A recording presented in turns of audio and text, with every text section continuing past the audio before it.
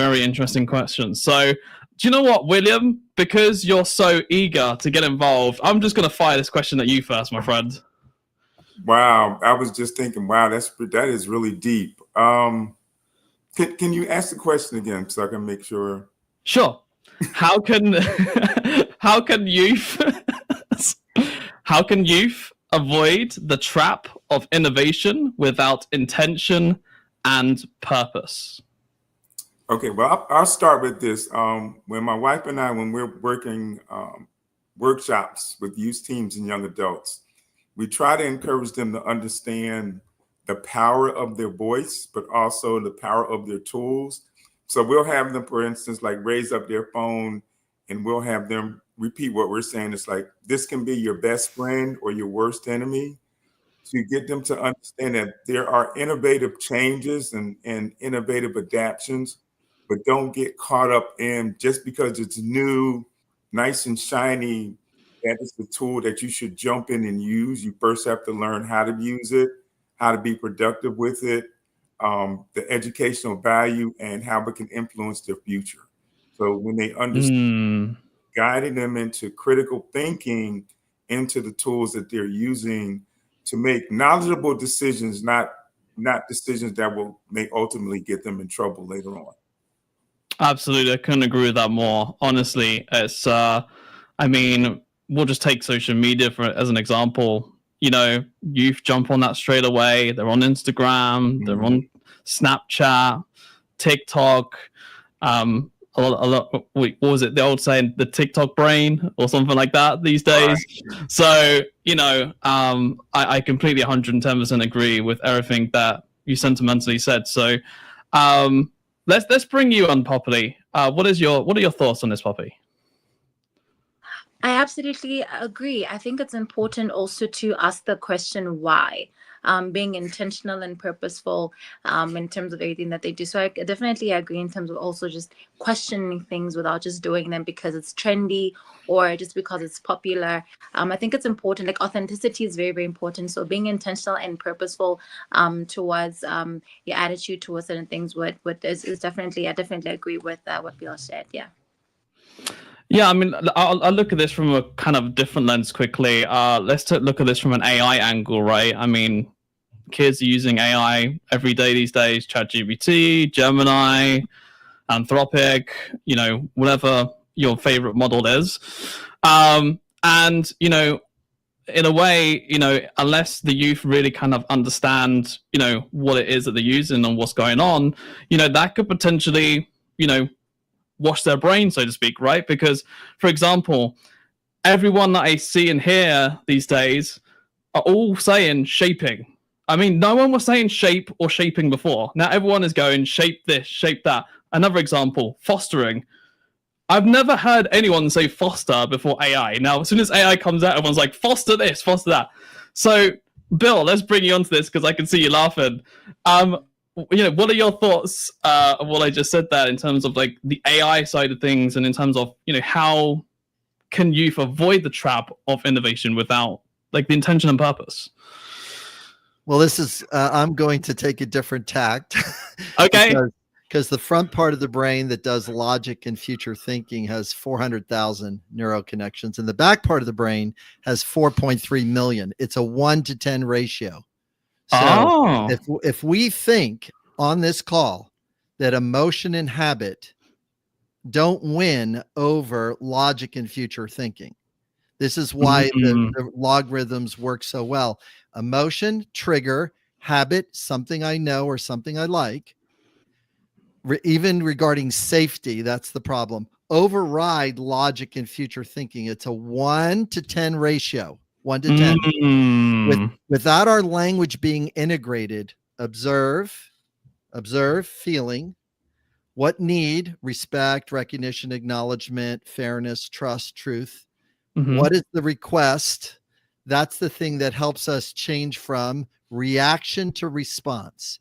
So we got to watch, because right now the phones and the internet are collapsing our ability, and it's react. Instead of respond, and that's where choice exists. So we got to change this perception, and stretch. So we have choice. And because everything is online, I can do a 37-page dissertation on everybody's things just using AI. I can literally generate and know more about you from what you have online right now, LinkedIn, wherever it is, and whatever you have put or chatted about. I can have a dissertation somewhere in the next 30 minutes and know everything about everybody online here.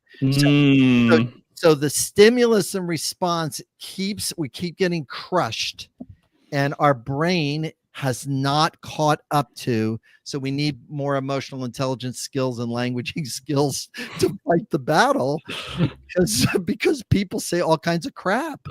That's true. And say all kinds of stuff that doesn't meet the need for truth, but you can't tell because collapse. And instead of respond, think, check in, respond, assess, reevaluate, and then respond again. And so I know I'm opening up a huge can of worms, and I'm hoping to, because all of you can now weigh in on this whole collapsing, because there's nothing like youth's limbic brain is running, because that's what the first thing that runs, and then language builds all the way to 28.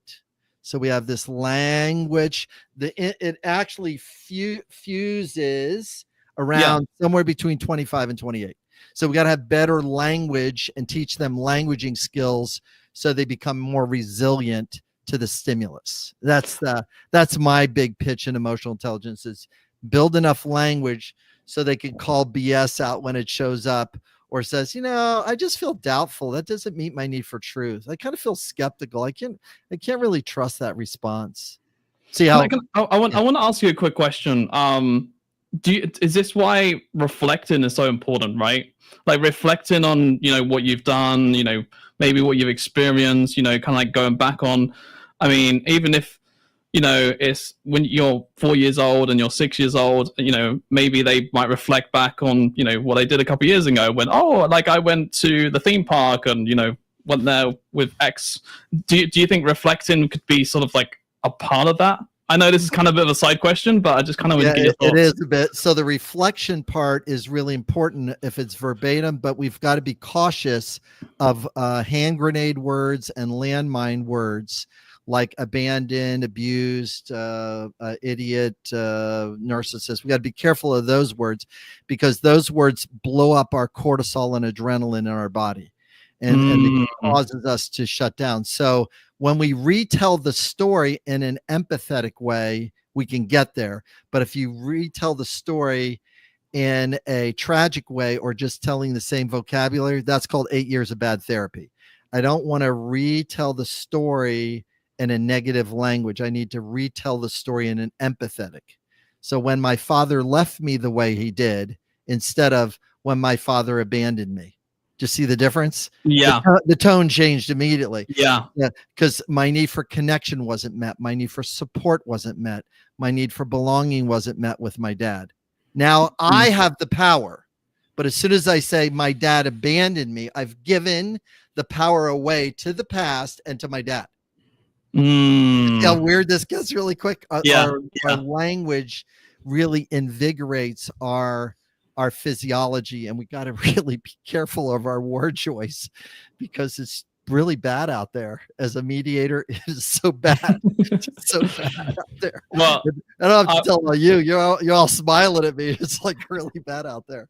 So we got to be very, very cautious and protective of our language and pick better words and phrases. Yeah, absolutely. It's how you say things. So thank you so much, Bill, for sharing that and for going in deep. And it was very insightful for me even. So because I was standing there going, yeah, like, like I felt like I was a kid at school. So I mean, that's fantastic. So now we need to go on to the next question, which is, in the world of endless information, how can the youth sharpen their ability to think critically and independently? So kind of really carrying on from what Bill was saying. So we'll bring in Eternity, and then we'll head over to yourself again, William, after that. Eternity, what are your thoughts? I think implementing community is really important. I love what Bill said about their toolkit of words, but I think it's more than just the language. It's also the people around you, having people around you who push you out your comfort zone, having people you can talk to about the different questions that they're going to AI with, because they're not just going to AI to ask for help on their papers. They're asking things that people usually Google or that they can usually talk to a parent about. So create a social support system around you that can help walk you through these different things, or if they can't answer your questions, they're supporting you in figuring out how to get your questions answered. And also thinking about it, right? Also the democratization to access of information, right? Obviously it's progressed. You know, when the internet happened, then we went to Google, and then now we've got AI, right? So AI can just get us all the information within seconds. We haven't even got to search through entire search logs anymore in Google. Like, we haven't got to go through like 10 different links. And now whatever AI says, we believe and almost trust instantly, right? Because it says it with such confidence. You're like, oh well, you must be right. So when it comes to how can the youth sharpen their ability to think critically and independently, I think there's two parts of this. Number one is how to use AI, right, to get the information to understand, but to also potentially fact check that if that's a possibility. But number two is also educating them on how to use it, right? Just for them to understand it is a tool.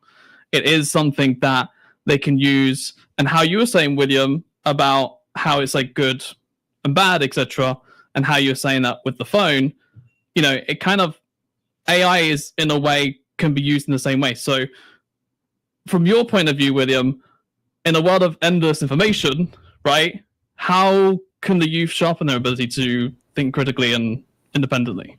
I think one of the things that needs to happen is the youth find a mentor that will guide them on their process of learning. And hopefully their mentor is not someone younger than them or slightly older than them, because they need to have somebody with experience. Like this panel right here would be a great example, because we could give them real world truths and values to using technology, not their friends that will tell them probably, go to this site or go to this AI site and it will do everything for you. When I was teaching in the early introduction of AI that I did in my classroom, I emphasized that AI was a tool to help them, not to do their work, but to help them comprehend, to help them in literacy, to help them in writing, to be a better student, whether in school or out of school. So we have to look at the tools, and as the panelists have said, use the tools effectively, but also instill in them the value of being creative, innovative, and imaginative, because those tools are still valuable wherever you go. And we have to make sure that the educational process is not just limited to schools itself, but also out in the community, going out at libraries or community centers, offering these resources, providing workshops, doing things of that nature.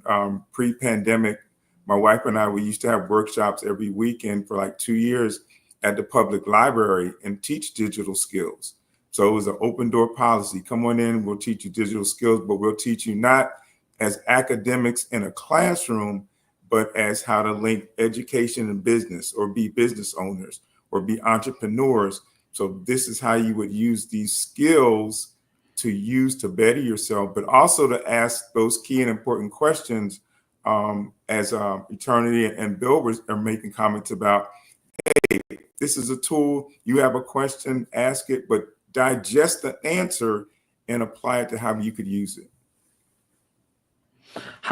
Do you think that, I just kind of get a bit of a side question, which is how many like sort of youth have you seen when you were saying about the schoolwork, right, and them using AI for that?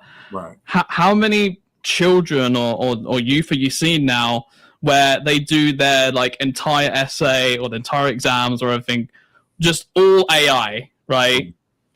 I'm curious just to kind of hear your thoughts on that. Honestly, the majority of them because they see it as an easy tool to use, so that way they don't have to take the time to really think about what they're doing and put the effort in. Because you have to understand kids are going to find the easiest way to do things. So whether elementary, middle school, or high school, if they can use AI to do their work, they will do it. That's why it's important that they learn about what plagiarism is. They learn about time management.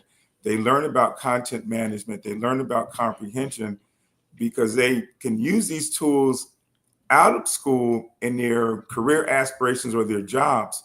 But when it comes down to it, when I was in the classroom, we had a running joke that they were not as smart as AI. They would ask smart questions, but when AI gave them the feedback or the information, they still had to read through it, because AI accumulated information from the internet and other resources, but it did not put it in words related to that student or how that student talks or thinks.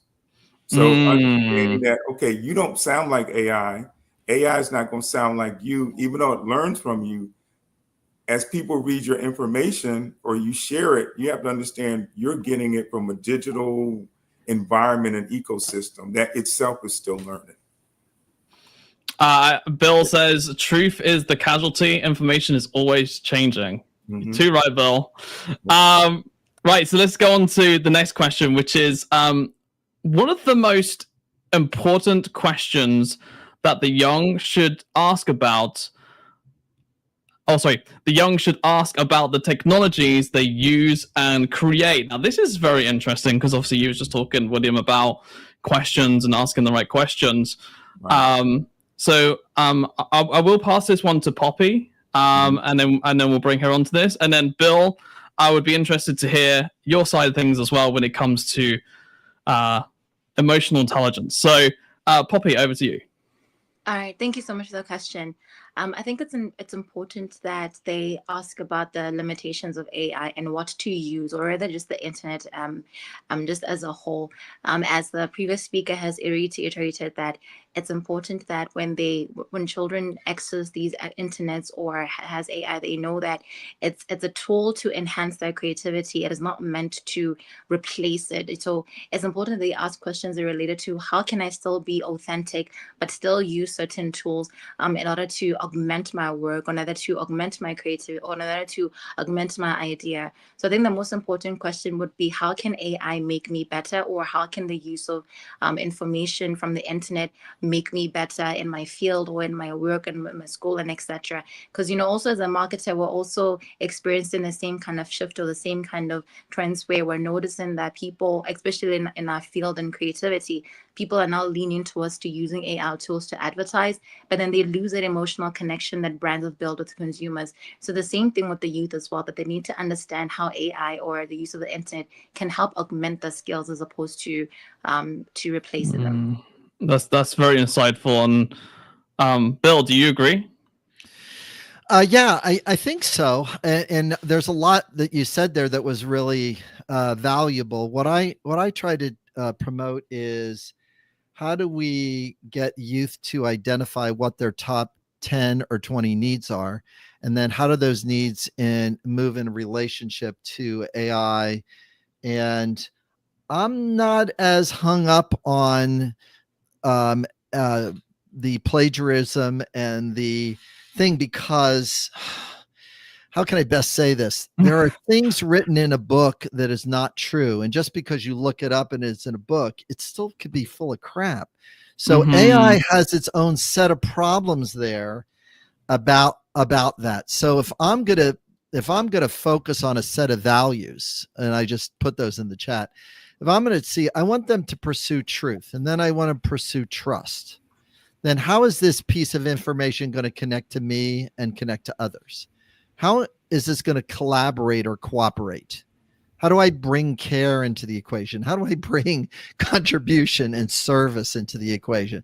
If I get a youth thinking about those terms and help them define those terms from the internal, their own internal integrity gets better. And then they'll step into it because their emotions are going to follow. They're going to feel inspired and energized and delighted and confident in things. They won't feel doubtful, skeptical, hesitant, anxious, nervous, because they're pursuing a need which causes a feeling, which actually ties in, Poppy, to what you're saying, is that they gotta fight with their internal voice, but they don't have enough vocabulary for their internal voice.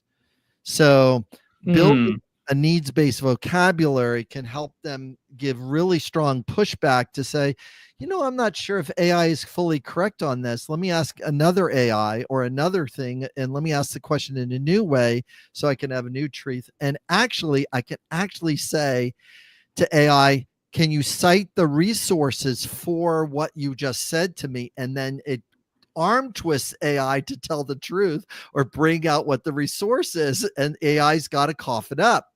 Yeah. And then what happens is then you got the footnote and you got the validation piece, because it's kind of getting good at that now. I can say, hey, can you give me some reference? And all of a sudden AI could go sideways. Or I learned a new term is there's this AI phantoming, where AI goes off in its own way and starts creating a story out there.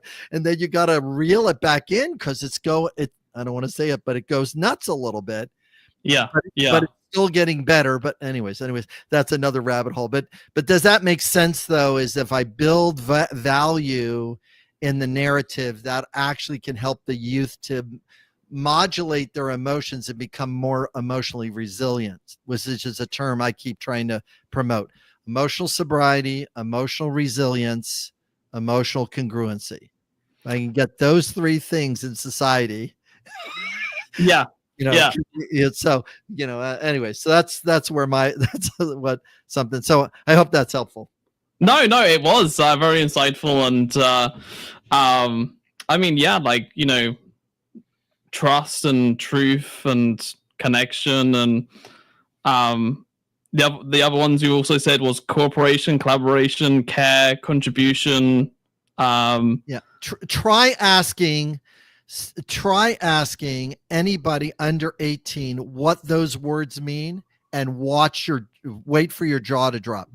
They have no idea what they look like for them in a given moment. They don't know.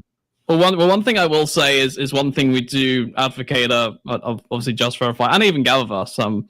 One of our standards is trust and also humanity, and many other ones. But trust is really kind of fundamental to everything. And of course, how do you build trust? Well, you build that through rapport, connection, truth, authenticity, all those different aspects. So yeah, I mean, I completely agree with you. If I ask the youth today, those ones that you're saying about, right, or even the ones that even I'm saying about, right, then it'd be interesting to see what the response is, and do they know the definition of it, or do they not? So, but yeah, no, thank you for sharing that, Bill. And I want to welcome Santosh to the stage. So welcome, Santosh. Great to have you with us. Just quickly introduce yourself, and we'll pass the next question over to you as well. So if you just want to mute your microphone and just quickly introduce yourself, please. Hi, everyone. Good morning. And it's nice to meet you all. And I have approx 15 plus years of extensive experience into AI. Like we were discussing for AI, how the youth can be their opinion and suggestions will be AI. So I am working for AI and having approx more than 15 years of experience into research, innovations, and various aspects we can say into AI, mostly like generative AI or healthcare and insurance and various enterprises level as well. And well, it's great to have you with us, Santosh. And do you want to answer the question quickly, which is what overlooked skills do you believe will define the future? So it'd be interesting to hear from your technical perspective what your thoughts are on that.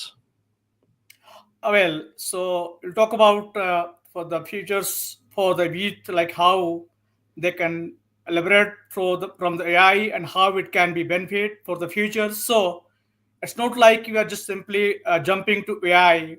First, you have to see from the youth like how they are imagining and how they are expecting. Not like you are just simply developing the app. Sorry to jump in, Santosh, but you're lagging very slowly. You're kind of jumping all over the place on your camera. So you might want to remove the background. I think that will help, or you can switch over to your phone, and that could solve the issue too. So let's bring this over to Eternity. Eternity, what are your thoughts on this? What are overlooked skills? Do you believe that will define the future? Yeah, I believe some of the skills would be critical thinking, as people are relying a lot more, especially youth, having people who know how to think on their own and be independent, which we were kind of talking about earlier, will become very important. I also believe creativity is something we are starting to lose. More people turn to AI for marketing help, they turn to it for just in general, for everything. So creativity. I think you're having technical And then, difficulties as well. Your microphone's kind of jumping in and out. It's kind of jumping about. I don't know. We're all kind of hearing a little bit of feedback, like jumping about. Wait, if you want to just quickly like unplug it and plug it back in, I think that might sort it. All right, Poppy, over to you. What overlooked skills do you believe will define the future? All right, definitely critical thinking and being analytic. I think those are key skills that will definitely define future user thinking, especially when it comes to creativity. Like I said, I am in the marketing field, so those are going to come very, very handy in terms of also differentiating yourself from the rest. So definitely being more critical in how you approach problems and how you come up with solutions and etc., especially in the AI field, in terms of how it's going to actually help you come up with those solutions for different problems. And so, yeah, being analytical and critical are going to be very, very key in the tomorrow jobs. I 100% agree with you on that. And Eternity, do you want to try again, see if we've fixed the audio issue? Can you hear me now? Yes. Is it better? Yes. Yes. Okay, perfect. I actually was agreeing with Poppy. I was saying critical thinking is something I definitely think we will be needing as people are relying more on AI, but also creativity, people who are able to come up with new and innovative things. Because a lot of people are putting their creative energy towards AI and how AI can enhance what we're doing, but there's so many other realms where we need creativity outside of technology. And also, I would say trades. I feel like a lot of people are trying to get into tech. They're trying to get into that remote work and all of those things. But we still need people who are working on our streets. We need construction. We need everything for life to be able to continue outside of just focusing on the technological side of advancement.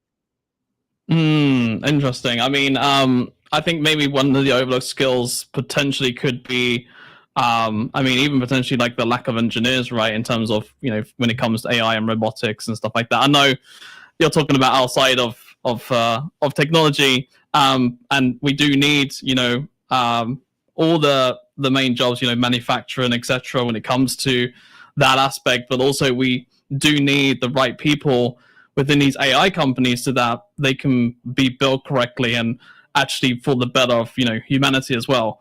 When it comes to, for example, like a chief ethic officer, for example, in companies having that inside of there so that they can make sure that human values are a part of the data that's been put into it and stuff like that. So I think something that's a bit of like a side thing, but I completely agree with what you're saying, Eternity, and the same with yourself, Poppy. But that's just kind of like something that I would just add to what you both have said. So thank you both for sharing that. And now we go on to the next question, which is, how can young people cultivate wisdom in the age of abundant knowledge? So Bill, we'll bring you onto this, and then William will bring you in next. Oh my gosh. Well, abundant knowledge, gain experience, pursue knowledge, boil it down to wisdom, into small bites to feed to others. Small bites. Mind reading is overrated. Yeah, that's small. Do you see that small bite? Right? Adjust perception and expand your perspective. Small piece of wisdom. because it's almost like to speak and think in TikTok. I mean, it's really funny that what Yeah. I'm saying right now. Okay. Because any implement is a tool in the hands of a master. I mean, that is true. That is a snapshot. Now, you might not know but that's a quote that my dad gave me 40 years ago. Oh, wow. Okay. So wow. He used to speak in TikToks, and that's I used to. He's a part of my storytelling when I speak. He used to speak in that way. He used to did it, and he used to walk around. He was like a quote guy, and then he would work throughout his day throughout his week through a quote. It was like TikTok before it was TikTok. But we're in that space right now. All of us on this line get stuck in explanation, theory, research, and it doesn't stick. Try to explain to somebody that believes that the world is flat that it's not. Just try. Their perception and their perspective is holding it to be true. It's holding it to be true. Yeah. And then you could see how people's brains are getting hijacked with all kinds of things that are outside the realm of truth. And you're going like, how are they fighting for this issue? Because it has some stickiness to it, because it's catchy.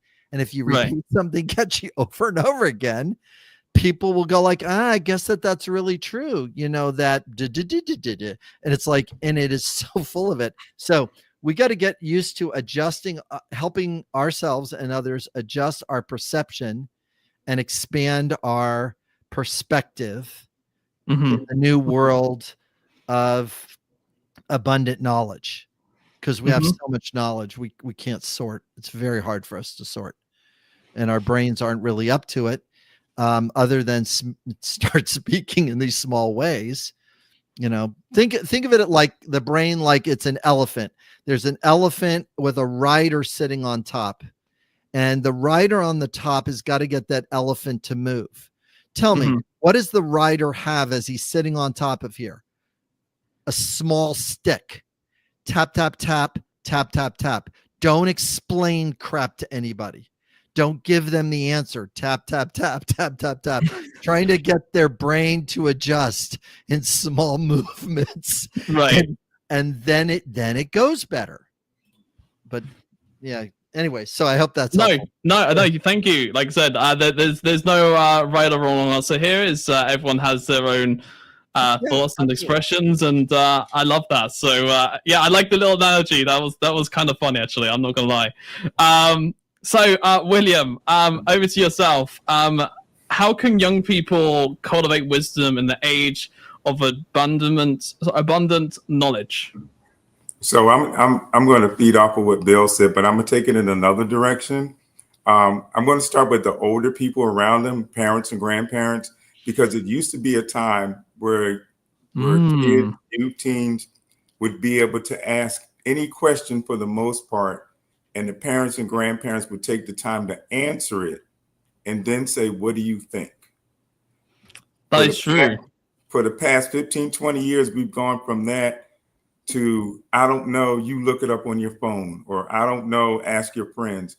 And when my children, my son Sean and my daughter Shay, were beginning to talk and they would ask questions, I would tell them, you can ask me any question that you want, but I have to be able to ask you why. And that empowered them to be able to, whatever question came to their mind, they would ask me, Dad, why is the sky blue? Dad, why is water wet? Dad, so what, whatever. And I would answer their question, and they would formulate better questions as they got older. But when I got to the part that I would ask them, why do you want to know this? Then they formulated in their mind, well, I'm going to get this information from my dad. How am I going to use it? And what am I going to apply it to? So I would always ask them, why do you need to know? Or why do you want to know?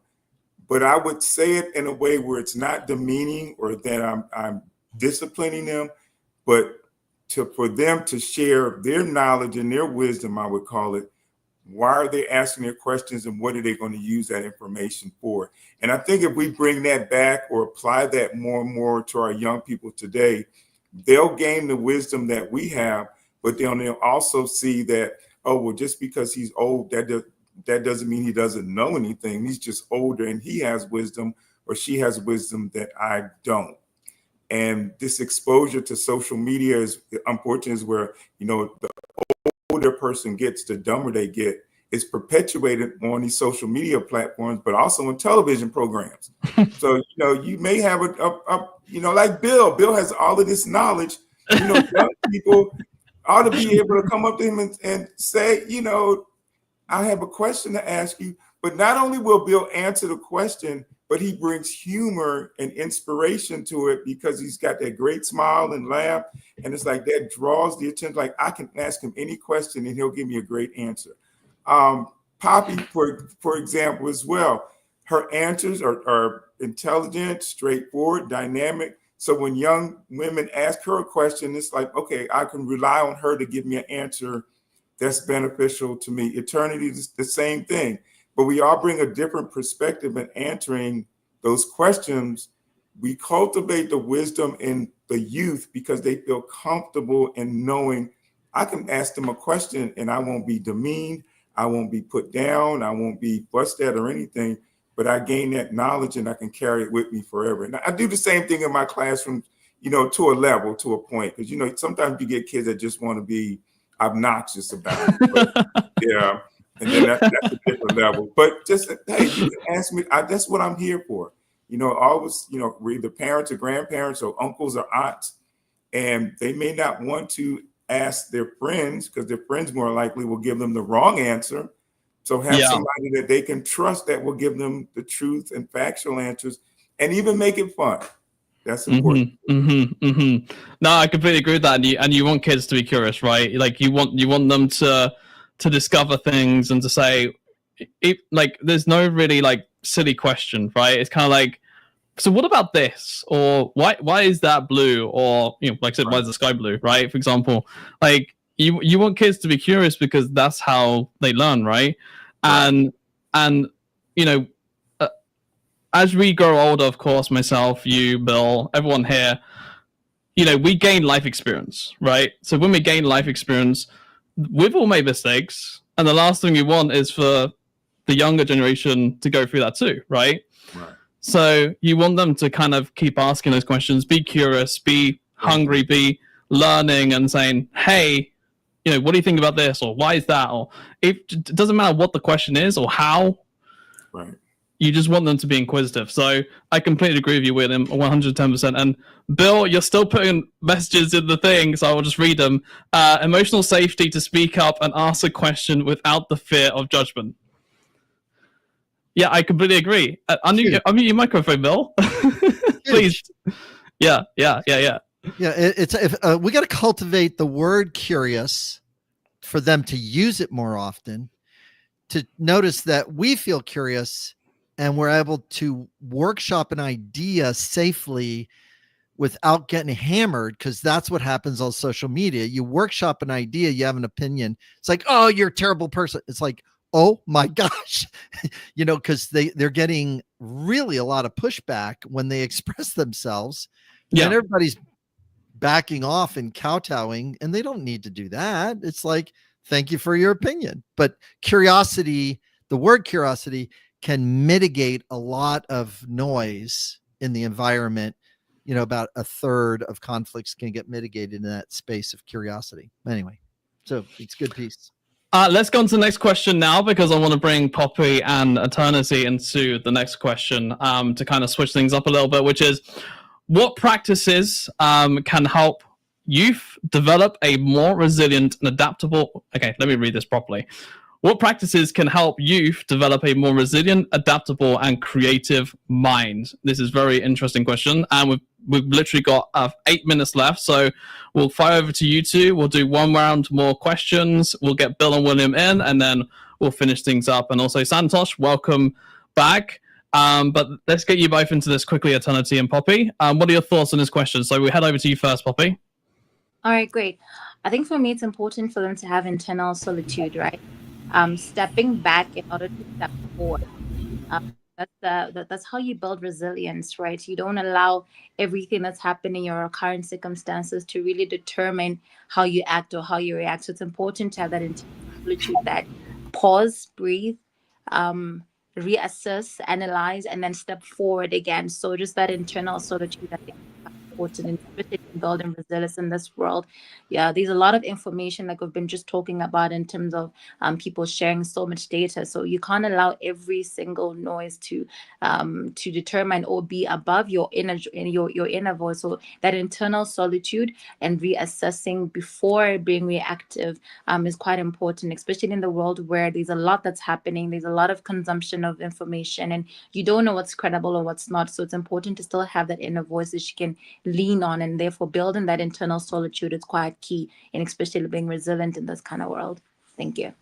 Absolutely, Poppy. Well said. I honestly can't even follow that up. So we'll hand that over to Eternity. What are your thoughts? Writing is something I think is really important, whether it be a brain dump, just getting everything out your mind, or journaling so that you're able to go back and reflect on what you have done and where you are now. I think that's a big way to be able to be adaptable. In terms of creativity, trying new things. I think a lot of time they will only want to try the things their friends might want to try, or things they aren't aware of a lot of different things. So getting exposure, finding things that are quirky and trying them out, like doing things like chess. Chess is something I really love because it teaches me to think a couple of steps ahead. And then I will also say powering through when you sign up for something, when you finish it out and you actually do it, if you are committed to it, it helps with resilience. It helps with something in your head to just get a little bit stronger and be able to push through as you come across more issues or things that require you to get through it regardless of what's going on. No, I completely agree. And Bill, why are you smiling for again? What is going on there? Like, it sounds Well, looks like you're having your own party or something. It's like we're in our tribe here. We're in our tribe. We're just bantering stuff back and forth, and it's our tribe really working, to create the vision. And the hardest thing about this question about resilience and adaptability and creativity is creativity collapses if there's no stability. And so we got to really pay attention to our beliefs and our biases that take us out of stability. And I read a really wonderful book called On Freedom by Timothy Snyder. And he talks about the difference between freedom from language and freedom to language. So the current negative talk right now is freedom from immigrants instead of freedom to grow and provide opportunities for growth for people who want to be here. Freedom to is a better narrative than freedom from. Yeah. And it's really important. We've got to create a stability language that creativity can rest itself on. And that's something that can create a really strong resilience inside a young person.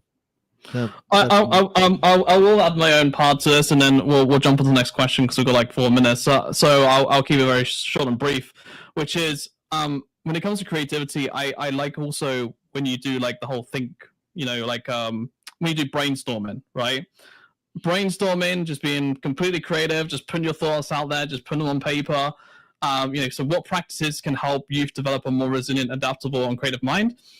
Potentially, I think one of the ways is brainstorming, right? Just putting your thoughts onto paper or putting your creativity onto the computer or whatever kind of tool you want to use, and then just putting it out there, and then seeing what creative aspects that you do or what you don't want to do, right? One creative idea could be completely ridiculous, and another idea would be like, actually, that makes sense. That's pretty good. That's kind of cool. So, anyway, let's go on to the last question, which is, in what ways can the youth maintain the connection to humanity while engaging deeply with a technology-focused environment? So, William, I want to bring you onto this, and then we'll have to round things out.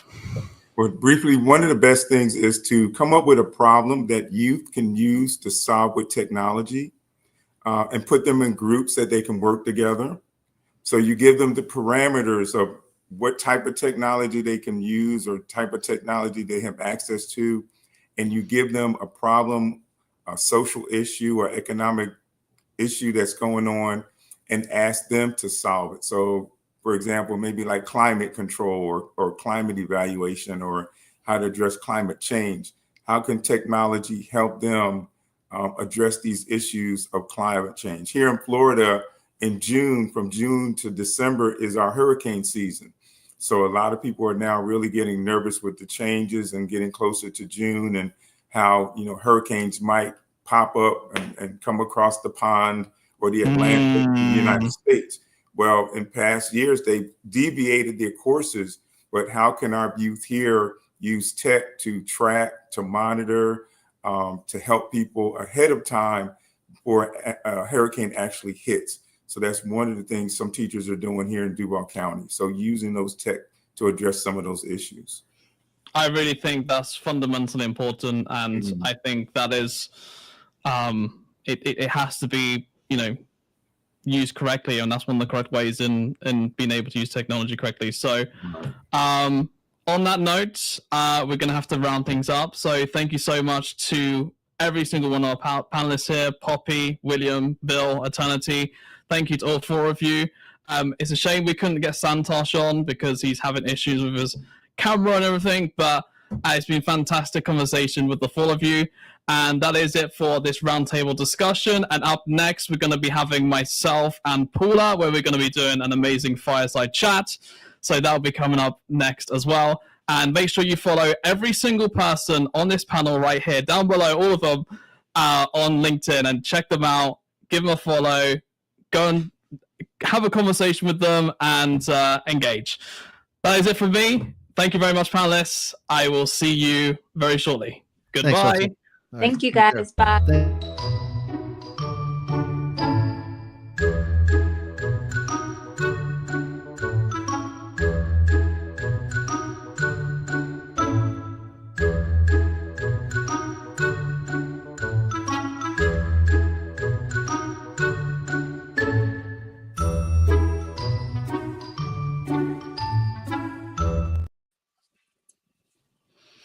Hello and welcome back to Youth Summit 2025. Well, day 3 on day 2025. And we have the amazing Paula with us. Welcome, Paula. Great to have you with us. And thank you for joining us once again. You are an OG when it comes to the GatherVerse space. So welcome. Thank you so much, Russell. And I'm happy to be here today to talk about some of my favorite things. Amazing. And I've just been told to turn down my microphone, so hopefully that's a lot better now. Yeah, we've got a lot to discuss. So in this fireside chat, we're going to be discussing from today to tomorrow a discussion on AI and youth direction. So I'm very excited to talk about this. So I'm going to start with my first question, and I'm very curious to hear your thoughts on this, Paula, which is, what do you believe young people really need from technology right now? So that's a great question. And if we look at where today's young people are right now with their use of technology, they are heavy users, but light thinkers and passive users. So what youth need right now from technology are tools that empower them to be creators, storytellers, problem solvers, change makers. They need access to technologies that will help them to support their well-being, their creativity, their confidence, their sense of agency, and whether that's through the generative AI tools, through immersive technologies. The intent is that we need technologies that foster real-world connections and a sense of belonging, and also care. And this one is really important to me because this notion of care is learning how to care for oneself, how to care for other people, how to care for the planet, and how to care for technologies. That's so in my role, yeah. So please continue. Yeah, I was just going to say, like, as an educator and as a designer and as a researcher, it's something that is really important to me, is that we have, you know, these tools that empower the youth, but then at the same time, we need them to be technology skeptics. We need to teach them to ask better questions about technology so that they are critical thinkers and they're not just pushed to use these tools to generate more information faster. No, I mean, that's something we definitely spoke about in the last roundtable discussion. Was talking about questions and, asking better questions so that, you can learn more about AI, or you can even ask AI better questions of finding the truth of the original source of something that was, like, for example, if it gives you like a certain stat, well, then can you give me the actual place in which you got that from? And I will ask you this, and this is kind of like a bit of a side question, but in one of our previous days, I think it was like day 2 or day 1, in one of the roundtable discussions, one of the ladies on the panel, she was saying about hope, right? Hopeful for a better future, hopeful for AI. Do you think that could also be alongside care? So hope in everything in those sort of aspects? Yeah, and we need to spread more stories about hope, and we need to empower young people that they are our hope. They are the visionaries, they are the innovators who will be designing and developing and implementing the technologies that shape our lives in the future. And we have many good reasons to hope. We have many good reasons to be empowered also by youth and their innovation and their insights and their notion of inclusiveness and their sense of care. But it needs to be part of our education systems. We need to have more of these stories in the news. And hope is, I would say that, very important as well as care. Absolutely. I think they're fundamental to the foundation. And another one I will bring up is trust, but I won't get into that because that's what I do on my side at Just Verify. We focus on the trust side of things. So, but let's switch gears a little bit. Let's talk about AI. Should AI understand the emotional nuance of a young person finding their way in the world, or in this new AI age world? Like, do you think the AI should understand that? Yeah, that's a great question. And as the saying goes, today's AI is the worst AI you'll ever use.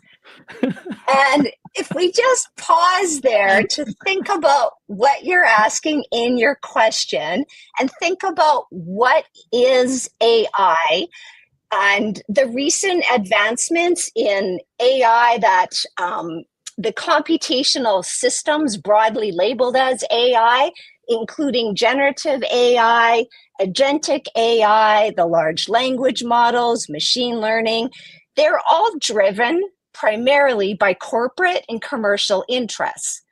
And so this seeds into your question because at present, we have a values alignment problem in that our AI systems, they have not been developed with intent to align with our human values, ethical considerations, societal well-being.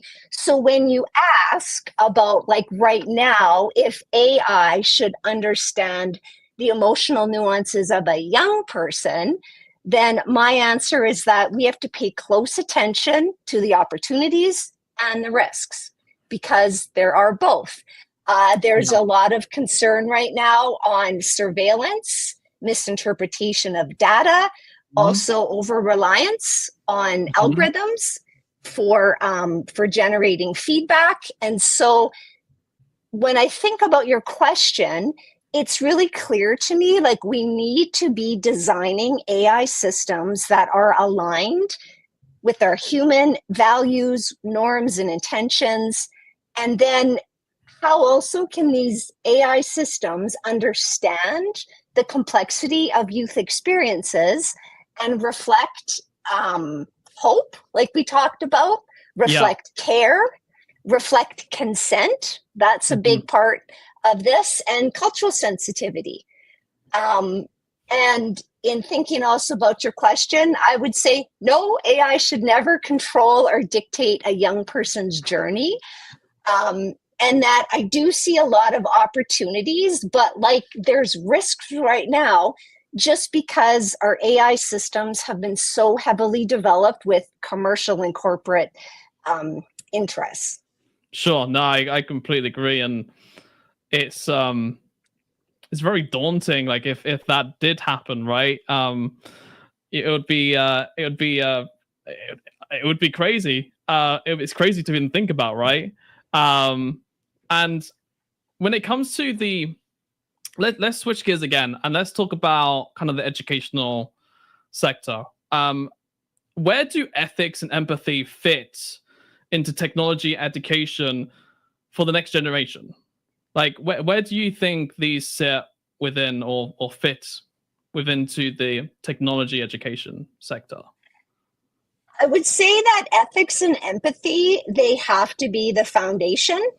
I wouldn't say that they are the foundation, but they should be the foundation because we can't teach youth to code, to use AI tools without teaching them how to question these systems that they're using. And Right. this is when you're talking before about trust, I was really curious there what you meant about that, because, we need trust, but then we need to teach young people to be critical thinkers and to be skeptics. And therein is like this juxtaposition that we need both, because we have to think about what are the values embedded in the technologies we use. And like I said, right now we do have a values alignment problem. Mm-hmm. We have to think about who benefits, who's left out. How do we use technology to benefit all of humanity rather than the privileged few? Like these are, deep questions. So when you ask about ethics and empathy, I do think it is central to digital literacy. And I think that youth need to learn that this is part of their responsibility as citizens, and then as, in the roles that they will have in the workplace, that the ethics and empathy are, we need to be thinking about diverse communities and really thinking about who's privileged and who's left out. Yeah, I mean, I think it's important that we do that, right? I think it's important that we get the youth involved when it comes to ethics and that and the standpoint. But I mean, also as new technologies coming out too, right? Let's talk about, for example, the AR glasses and the the VR glasses that are coming out in terms of, well, the glasses like what you're wearing now, for example. People will be walking around with them, with vision inside of them, etc. So when we're talking about new technology as well, and I will finish up on this question because we're running out of time. When we're looking at even like new technology coming out, like your glasses, for example, and obviously you're not wearing them right now, just FYI. But how can the youth do that to make sure that it is that ethics is within that, or like they can take responsibility for the next generation, so to speak? That's a great question. And when I think about your question, so not just about the glasses, but like today's youth, they're the visionaries who are going to develop our neural implants and our brain machine interfaces that are going to give us superhuman capabilities in terms of cognitive enhancements, in terms of physical capabilities. So therein you ask a very powerful question, is that how do we empower our young people today so they see that this comes with great responsibility, and that we need to always be mindful of leading with integrity, with considering human dignity, how we can be accountable, sustainable, inclusive, transparent. And so like these values we need to be embedding these values in our young people, because with the glasses and the neural implants and all the technologies that are in development and coming, we need good humans who are we need good humans, and we need diverse representation. So that's why we need, like, it's not just for the sake of a token inclusion. It's like we really do need to have the imagination, and we need to have like just more empathic leadership, more cultural insights in all of these future devices and systems, that they can reflect our collective human values. And again, this is, to me, one of the concerns I have at the moment is that values alignment problem. Yeah, and I will just add to the pod as well. When I was mentioning about trust before, I mean, we want our youth to be able to trust AI and trust what it says, and also be able to verify if what it's saying is true, or if it's hallucinating, or if it's not being genuine, basically, or authentic. So this is something that's mostly crucial and important, and also something that I'm working on at Just Verify, in building that trust layer, so to speak. So I think it's very important that trust is also within sort of the values that you're talking about. Yeah, especially because we live in a time of disinformation, misinformation, and it is more challenging to discern what is real from what is fake. And in immersive worlds, in AI generated content, like, it's not often primary source material. So unless if you have the references and you can check it out, then that trust is concerning, because it is so easy to be caught up in social media filter bubbles and being blinded by information that's not true, that's not trustworthy, but it is very convincing and very influential. And on that note, I'm afraid we're going to have to finish on that. And Paula, I want to say thank you so much for joining us on this amazing fireside chat. It's been a pleasure having you. And please, everyone, do go and follow Paula on LinkedIn. Go and check her out. And Paula, what you said has been amazing today. So thank you for sharing that with us. And up next, sorry, do you want to say goodbye quickly? Just want to say goodbye, and thanks for your questions. I really appreciate their time today. And on that note, up next, we do have a fireside chat with William, and we're going to be discussing